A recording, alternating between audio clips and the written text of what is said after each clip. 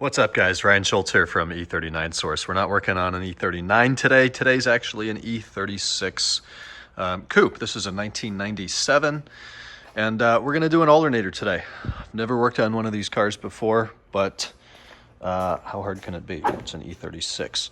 So we'll start with opening the hood, identifying the location of the alternator, which is down there. Yes, there's some aftermarket things going on here. Yours may be a little bit different in the way that you probably have an air box, a little bit more substantial than this thing, and those hoses would be black.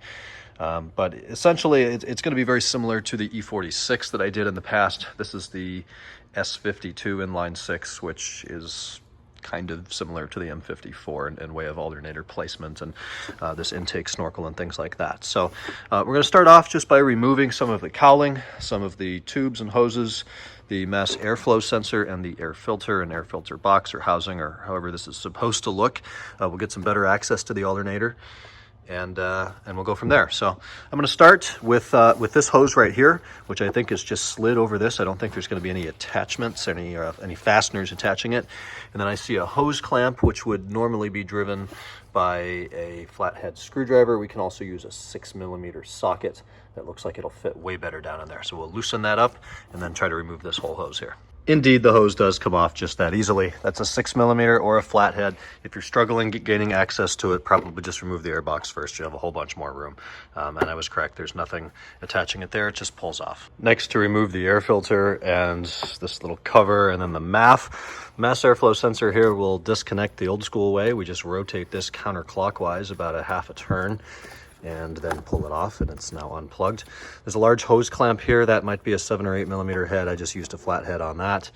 And then holding this one in, there was a 10mm nut on the, I believe, cruise control module here, cruise control throttle motor, whatever this is, holding that in there. So with all of this loose now, I should just be able to ensure that we can pull this off of this intake boot and then wrestle it out of here. Then I did go ahead and remove this upper radiator hose from the water pump housing or thermostat housing here, and then the top of the radiator. Be prepared for maybe up to a liter of coolant to come out of there. You're best off to put a towel in there so it doesn't drip down on the belts, but we're not planning on running this car within the next couple days, so it will dry out. Do put a container under the car, something to catch the coolant that will drip down from here. If you have a full belly pan in place, you should remove that. This one only has this front pan, so it just drains off of that. So the next step will be to release the belt pressure and pop the drive belt off of the alternator here. And I'm going to need to probably look up a diagram to determine exactly which is the tensioner pulley, and I'll show you in a minute. Looking at the alternator here, we look immediately to the left and see kind of a deflection pulley. Then below that, we have the idler pulley, which we can rotate clockwise, put your ratchet or breaker bar in a tighten mode. And then I found a T50, Torx 50 to fit in there.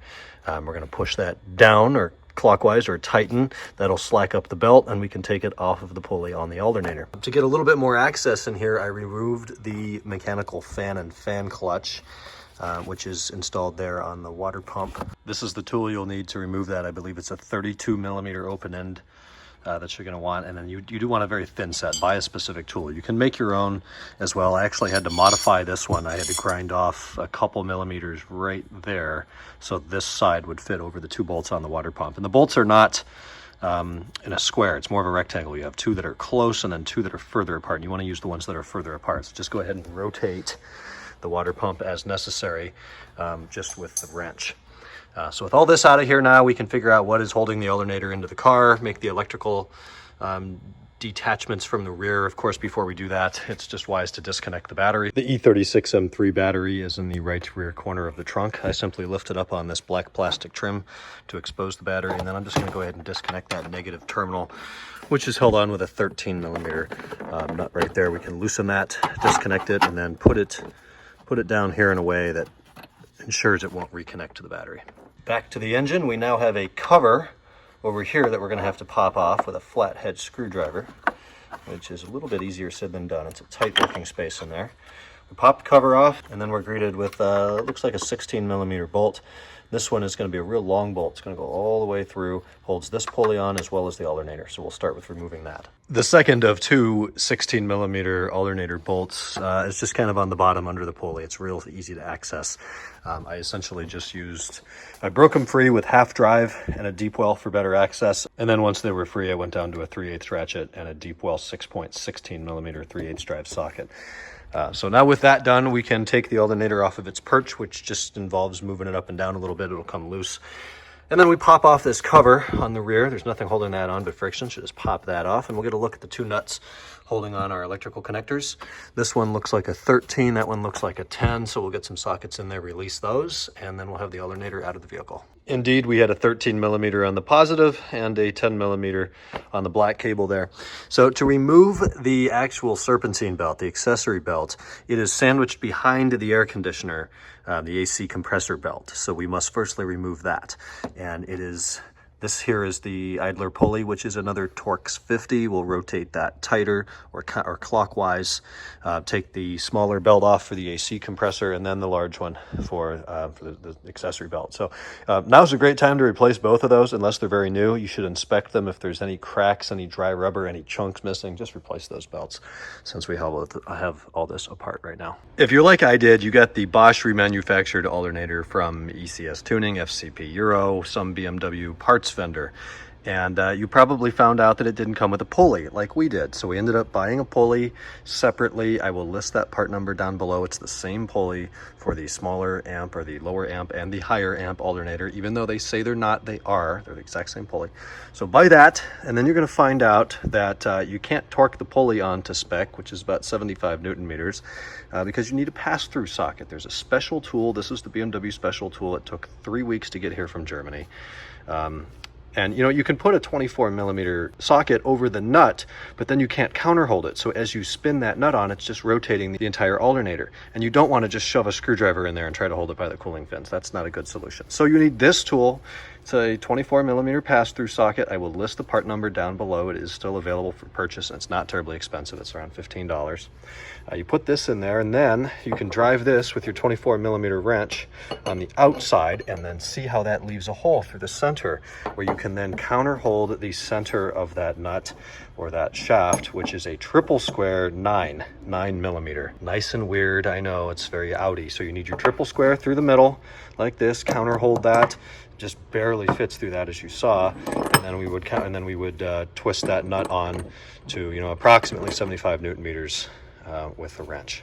So with the pulley on the alternator, we're ready to put it back in the car. Before I get too far, I just want to give a couple little tips on installation here. It's definitely a great time to replace this pulley since it comes off with the alternator. It's a great time to replace that bolt as well as the dust cap for this bolt. All the part numbers, all the torque specs for this whole job will be in the description below, as well as links to buy the parts. So on the back of the alternator, you replace your B positive and your D positive electrical terminals. This Bosch remanufactured alternator came with new hardware, new washers, and new nuts for that. I torqued that to spec. And then your longer bolt is going to go through your pulley here on top. The shorter bolt goes on the bottom. They're both 16mm. And then this pulley here only installs in one way. It's got a little notch in it and a little peg that sticks into this notch here on the alternator. So make sure it goes in there right. And it's been several weeks since I've filmed anything here, since we were waiting on that tool. But in the meantime, we have replaced the radiator, the expansion tank, all of the hoses. We've got new hoses coming in here soon. We've degreased the engine bay. There's a new belly pan, new fender liners. Heck of a lot of work here on the M3, as well as a new fan and fan clutch. But this is just an alternator DIY. You certainly don't need to remove all of that stuff. It's a little bit easier without this radiator hose on there, but that's about it. At this point, I'm going to go ahead and put on the serpentine belt first, then the AC compressor belt, climate control belt, if you have that. And then I've got to put the rest of this together, but otherwise you'll be all set.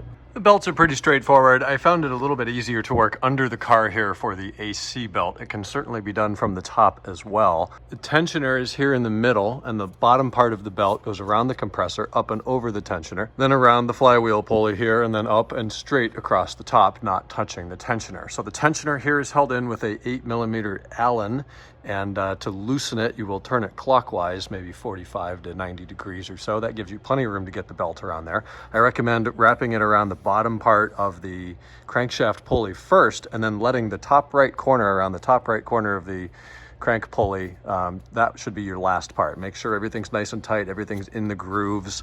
If it's off and you start the car, it's either going to right itself or it's going to spit the whole belt out, and it could damage some things. So you want to double and triple check all that. I'll also put a link down below to a belt diagram in case you have forgotten, like I did, now that it's been some time, exactly how this belt wraps around the engine. It's very straightforward. There's plenty of room. And then the top one, it is a T50 on the idler pulley there. It also rotates clockwise to loosen. And then I just put it over the alternator last, since that was the highest, easiest spot to reach. Again, from the top of the engine, belts look like this. I'll post that diagram below. Take a look at that for a better view. But we have 3 dust covers total. This one that goes over this pulley here that's attached to the alternator is bigger because it has to accommodate for that bolt head. The other 2 are the same for the tensioner pulleys. Just make sure you pop them on there when you're done. Okay, we're going to go ahead and wrap up the alternator DIY here. Everything goes back together just as it came apart. Of course, you have the hose clamp down here on the little snorkel. I cleaned all this up and put it back together. And unfortunately, it didn't solve the issue we have with the instrument cluster shorting out every couple of minutes when cruise control is enabled with air conditioning running. But we do have good voltage, and just thought I'd upload this so you guys at least have something to go off of. And of course, there's more going on with this car right now. We're going to be removing the valve cover in a future video to replace the valve cover gasket, plugs, coils, and associated hardware, and then some oxygen sensors as well. So please check out the video description for part numbers, torque specs, links to the parts, all of that. It's not too bad of a job here at all. Thanks for watching, and we'll talk in the next E39 source video. Take care.